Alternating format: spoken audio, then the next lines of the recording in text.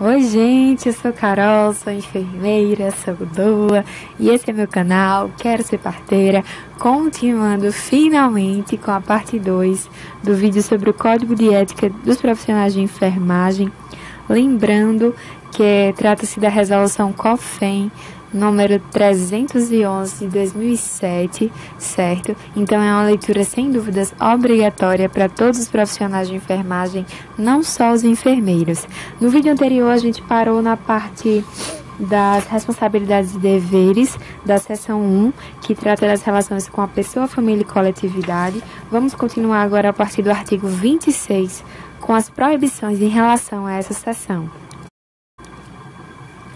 Então vamos lá. Artigo 26. É proibido negar assistência de enfermagem em qualquer situação que se caracterize como urgência ou emergência. Artigo 27. É proibido executar ou participar da assistência à saúde sem o consentimento da pessoa ou de seu representante legal, exceto em iminente risco de morte. Então, algumas questões podem colocar que não há exceção, quando na verdade há sim exceção nessa proibição, certo? Artigo 27. Aliás, artigo 28.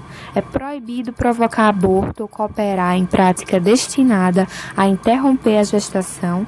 E aí existe o parágrafo único que vem trazendo as exceções desse artigo, que são os casos previstos em lei. Só que, segundo nosso Código de Ética, o profissional deve decidir, de acordo com a sua consciência, sobre a sua participação ou não no ato abortivo. Então, nós temos o direito de decidir, nós temos esse direito, certo? Apesar de ser previsto em lei, a gente pode decidir se quer ou não participar, e aí cabe a cada um.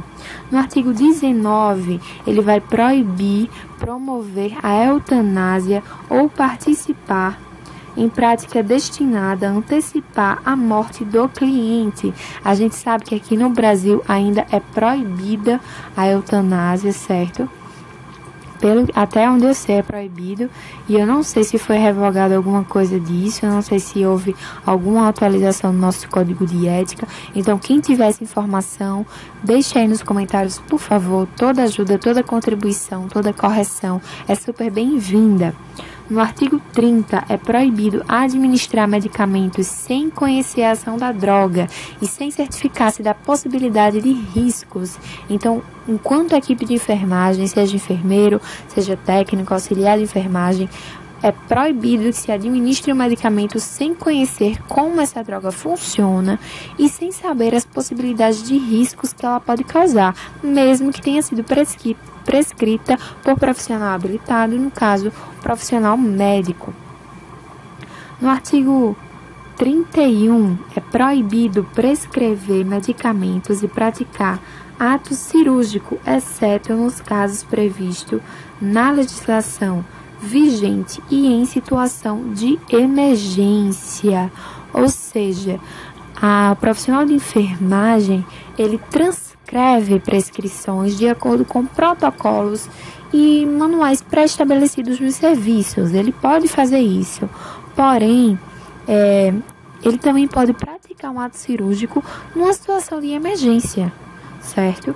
Então, se for uma emergência, e claro, se ele tiver habilidade, ou mesmo não tendo habilidade, se os riscos gerados pela inabilidade dele superarem os benefícios, ou seja, a pessoa vai morrer de qualquer jeito e você pode salvar a vida dela, certo? Mesmo que depois ela possa ter um risco de infecção e aí tudo mais, eu não sei a situação, como será, se já aconteceu, eu não tenho ideia se isso já aconteceu, se existe alguma instituição que permita, né, que o profissional de enfermagem faça algum tipo de ato cirúrgico. Lembrando que ato cirúrgico não é só cirurgia, né, eu acredito.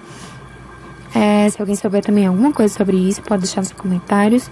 Vamos para o artigo 32. É proibido executar prescrições de qualquer natureza que comprometam a segurança da pessoa.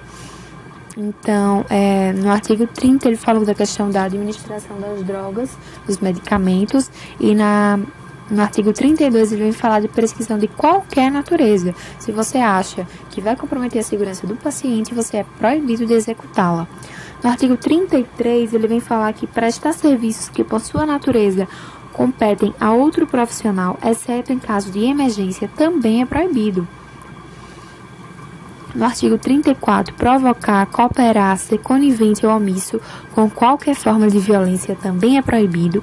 E no artigo 35, registrar informações parciais e inverídicas sobre a assistência prestada.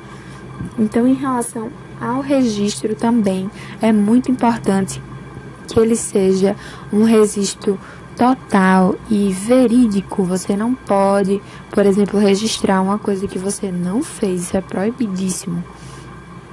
Na seção 2, vamos agora para a seção 2, nós já vimos que o Código de Ética ele se divide em algumas seções e aí ele vai trazer direitos e deveres e proibições de acordo com cada seção.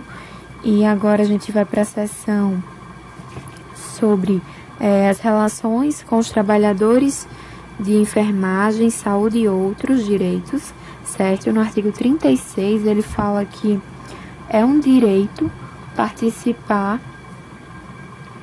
da prática multiprofissional e interdisciplinar com responsabilidade, autonomia e liberdade.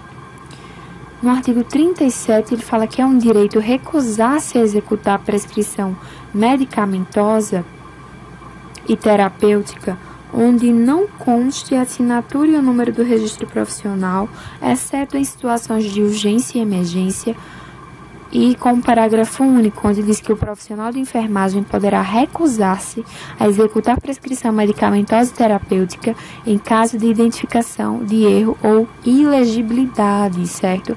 Então, nós temos esse direito em relação com os outros trabalhadores de nos recusarmos a executar as prescrições que não conste assinatura, número de registro, que você identifique um erro, uma ilegibilidade, exceto em situações de urgência e emergência. Agora, responsabilidades e deveres em relação a essa seção, certo? No artigo 38, ele fala que é responsabilidade e dever você se responsabilizar por falta cometida em suas atividades profissionais, independente de ter sido praticada individualmente ou em equipe. Lembrando, gente, é uma equipe de enfermagem. Se uma erra, todos são responsáveis, principalmente o enfermeiro. Se o seu técnico de enfermagem cometeu um erro, você tem o dever de se responsabilizar pela falta cometida por ele. Nós temos a responsabilidade de treinar e de supervisionar toda a equipe de enfermagem. No artigo 39, ele vem falar que é responsabilidade e dever participar da orientação sobre benefícios, riscos e consequências decorrentes de exames e outros procedimentos na condição de membro da equipe de saúde, certo? Então, no artigo 40, posicionar-se contra a falta cometida durante o exercício profissional, seja por imperícia, imprudência ou negligência.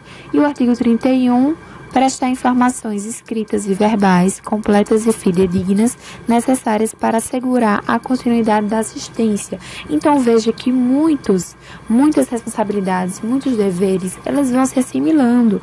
Por exemplo, a gente viu que era proibido registrar informações parciais e inverídicas sobre a assistência prestada em relação a uma proibição em relação à pessoa, família e coletividade. E a gente viu também que era uma responsabilidade e dever em relação à pessoa, família e coletividade registrar no prontuário do paciente as informações inerentes e indispensáveis ao processo de cuidar.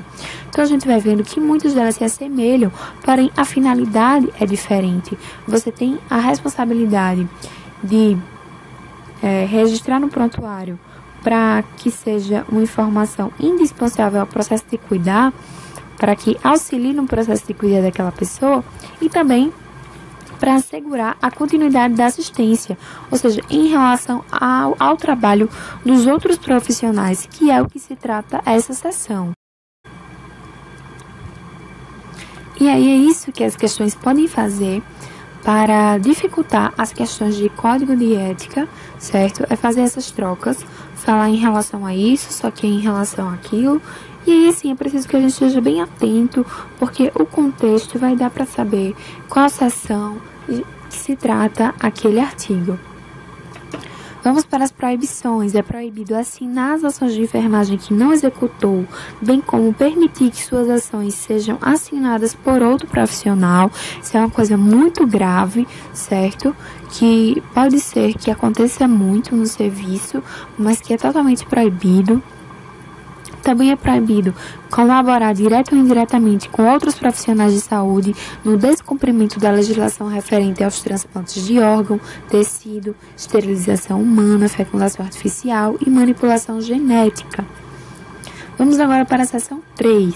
A seção 3 ela vai tratar das relações com as organizações da categoria. Vamos só fazer uma recapitulação para a gente não esquecer. Seção 1, em relação à pessoa, família e coletividade. Seção 2, em relação com os trabalhadores de enfermagem, saúde e outros. E agora a seção 3, das relações com as organizações de categoria. São direitos, no artigo 44, recorrer ao Conselho Regional de Enfermagem quando impedido de cumprir o presente código, a legislação do exercício profissional e as resoluções e decisões emanadas do sistema COFEM-COREM. Também é um direito associar-se, exercer cargos e participar de entidades de classe e órgãos de fiscalização do exercício profissional, requerer em tempo hábil informações acerca de normas e convocações e requerer ao COREM medidas cabíveis para a obtenção de desagravo público em decorrência de ofensa sofrida no exercício profissional. A gente vai ver que isso daí vai ser falado novamente. Aliás, isso já foi falado, tá? Tá lá na parte de direitos das relações profissionais no capítulo 1. Antes de todas as sessões começarem, é um direito obter o desagravo público por ofensa que atinja a profissão por meio do COREM. Tá no artigo 4º desse Código de Ética, certo? Então a gente vê que está se repetindo aqui no artigo 47 como um direito em relação com as organizações de categoria, tá bom? E essa questão do desagravo público, para quem não entendeu, é quando a gente é ofendido de alguma forma, né? E aí a gente pode requerer ao COREM que ele tome medidas para que a gente obtenha um desagravo público, ou seja, que a gente seja, como é que fala? Deixa eu pensar aqui na palavra. Como se a gente fosse ser desculpado, né? Fosse ser desculpado. E aí é um direito geral e também em relação à organização da categoria. Como responsabilidades e deveres, a gente tem cumprir e fazer cumprir os preceitos éticos e legais da profissão, comunicar ao Conselho Regional de Enfermagem fatos que firam preceitos do presente Código e da legislação do exercício profissional, comunicar formalmente ao COREM fatos que envolvam recusa ou demissão de cargo, função ou emprego, motivado pela necessidade do profissional em cumprir o presente Código e a legislação do exercício profissional, cumprir no prazo estabelecido as determinações e convocações do COFEM e COREM, colaborar com a fiscalização do exercício profissional e manter seus dados cadastrais atualizados e regularizadas as suas obrigações financeiras com o COREM, certo? Então, vamos continuar aqui no artigo 54, ainda sobre os deveres em relação ao COREM e COFEM, a pôr o número e categoria de inscrição no COREM em sua assinatura, quando no exercício profissional, certo? Então, assim, é um dever, aquele carimbozinho que vem lá com o número do COREM, tá aqui no artigo 54, que é um dever que na sua profissão você tenha o número e a categoria de inscrição do COREM, certo? O artigo 55, para finalizar, as responsabilidades e deveres dessa parte fala que facilitar e incentivar a participação dos profissionais de enfermagem no desempenho de atividades nas organizações de categoria, certo? Então, é um dever. Em relação às proibições, executar e determinar a execução de atos contrários é proibido executar e determinar a execução de atos contrários ao Código de Ética e as demais normas que regulam o exercício da enfermagem, aceitar cargo, função ou emprego vago em decorrência de fatos que envolvam recuso ou demissão do cargo, função ou emprego, motivado pela necessidade do profissional de cumprir o presente código e a legislação do exercício profissional, certo? Deixa eu ver aqui o que mais. No artigo 58, é proibido realizar ou facilitar ações que causem prejuízo ao patrimônio ou comprometam a finalidade para a qual foram instituídas as organizações da categoria. Certo. E 59, negar, omitir informações ou emitir falsas declarações sobre o exercício profissional quando solicitado pelo Corém. Então, é proibido, certo?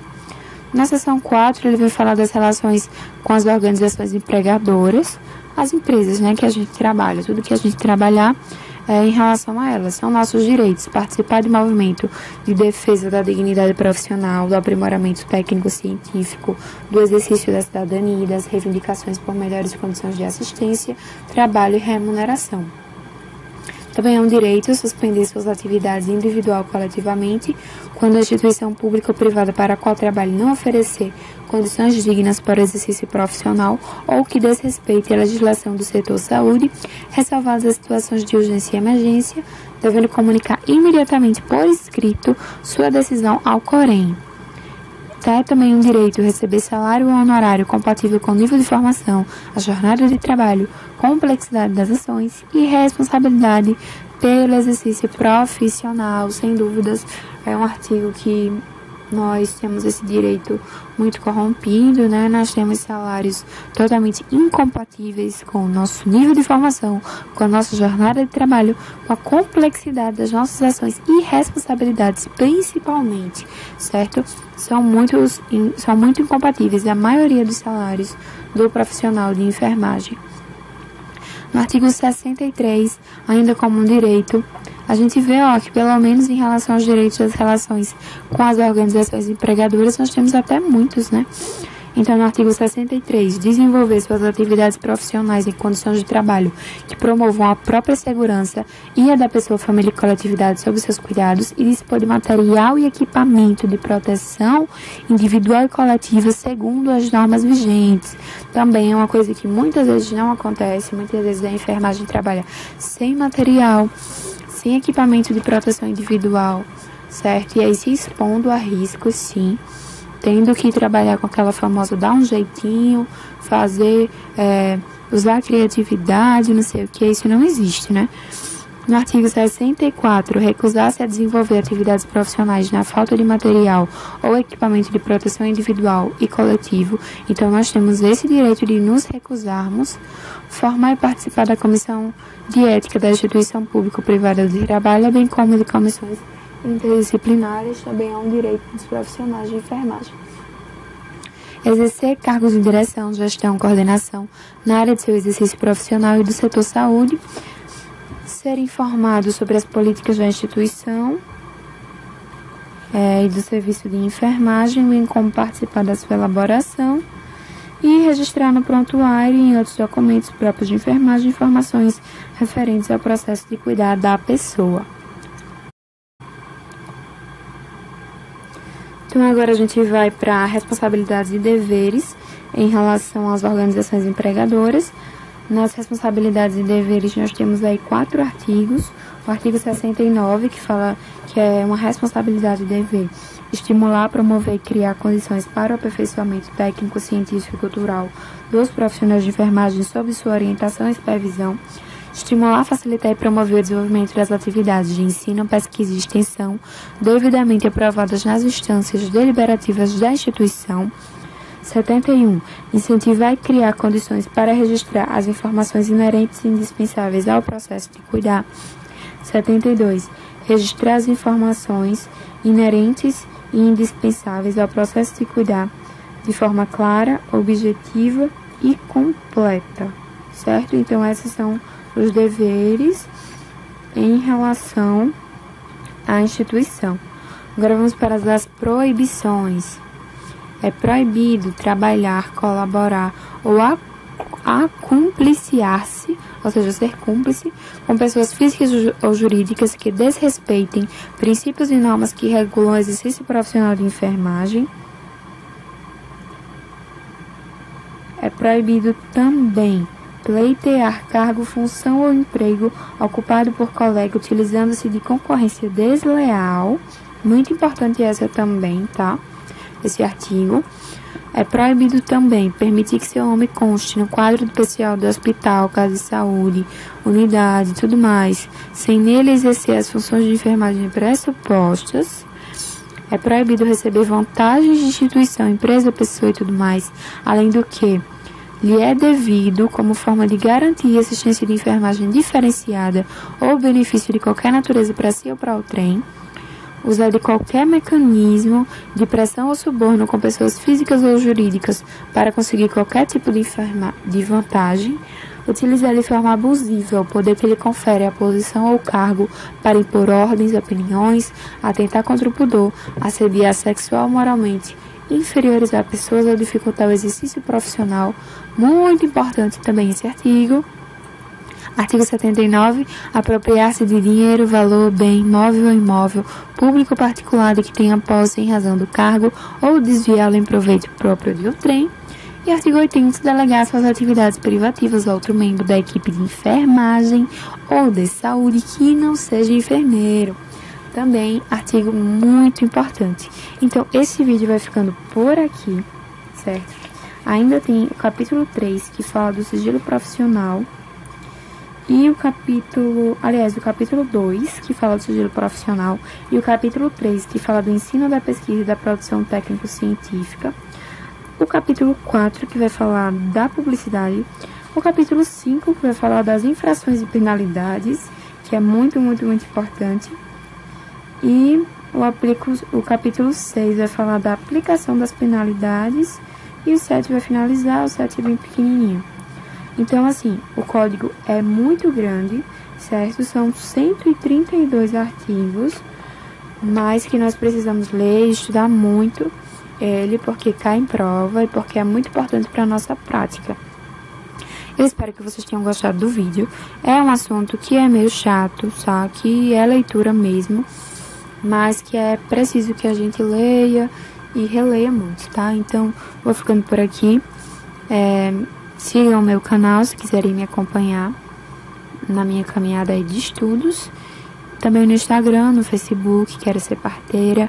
Qualquer comentário, sugestão, dúvida, crítica, deixem nos comentários. Beijos pra vocês e até a próxima.